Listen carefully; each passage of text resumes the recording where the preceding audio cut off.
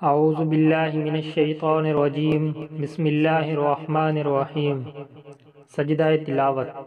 قرآن شریف میں 14 مقامات ایسے ہیں جن کے پڑھنے یا سننے سے سجدہ کرنا واجب ہوتا ہے، اس کو سجدہ تلاوت کہتے ہیں۔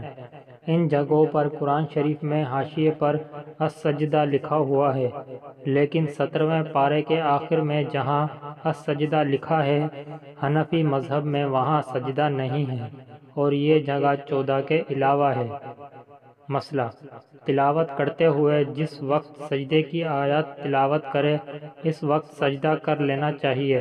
اگر کسی وجہ سے اس وقت سجدہ نہیں کیا تو معاف نہیں ہوا، بعد میں ضرور کر لے۔ سجدہ تلاوت پڑھنے والے پر واجب ہوتا ہے، اور جو سجدے کی آیات سنے اس پر بھی۔ مسئلہ: سجدہ تلاوت ادا کرنے کا طریقہ یہ ہے کہ کھڑے ہو کر تکبیر کہتا ہوا ایک سجدہ کرے اور پھر تکبیر کہتا ہوا اٹھ کھڑا ہو۔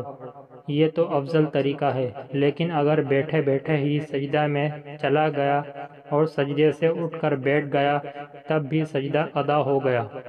تلاوت کا صرف ایک ہی سجدہ کیا جاتا ہے، نماز کی طرح 2 سجدے نہیں ہوتے۔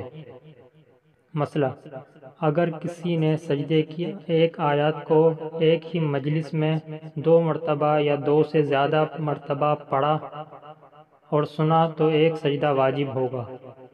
مسئلہ: سجدہ تلاوت کی ادائیگی کے لیے بدن، کپڑا، جگہ کا پاک ہونا، ستر ڈھکا ہونا، قبلے کی طرف رخ کرنا، سجدہ ادا کرنے کی نیت کرنا، باوضو ہونا شرط ہے۔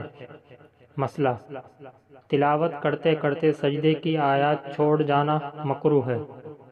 مسئلہ: تلاوت کرنے والا اگر سجدے کی آیات کو آہستہ پڑھ لے تاکہ حاضرین تک آواز نہ پہنچے تو یہ مستحب ہے، لیکن تراویح میں امام آیات سجدہ بھی زور سے پڑھے اور سب اس کے ساتھ سجدہ کریں۔